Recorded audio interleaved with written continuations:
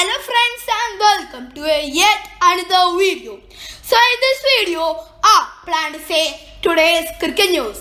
With eyes set on international return, Shakib Al Hasan to resume training from September.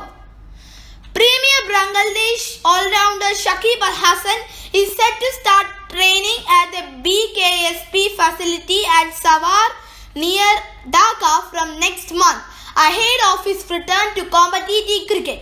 The Southpaw was banned for 2 years, 1 year of it suspended for failing to report corrupt approaches by an alleged Indian bookie during the Indian Premier League. His ban ends on October 29 this year.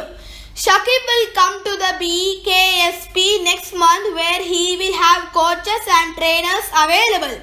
Shakib's mentor Nazmul Abdeen was quoted as saying by ESPN, "We are functional as the coaches are all residing within the campus, so we can work with him well.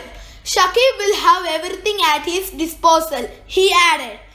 Abdeen, who was the Bangladesh Cricket Board's game development manager for many years, is one of Shakib's earliest coaches.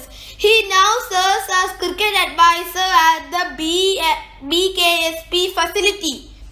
According to Abedin, the 33-year-old Shakib, who is currently in the United States with his family, plans to return to Dhaka at the end of August in a bid to prepare for his return to international cricket. Shakib was in sublime form before the ban, amassing 606 runs in the 2019 World Cup in the UK last year. He has featured in 56 tests, claiming 210 wickets and scoring 3,862 runs. In the limited overs format, Shakib has scored 6,323 runs and 260 wickets from 206 ODIs, and while accumulating 577 runs and 92 wickets in the T20 format. Thank you for watching my channel. Kindly like, subscribe and comment, and for more such notifications of the world cricket, kindly subscribe channel, and also kindly like, share and comment the video. Thank you.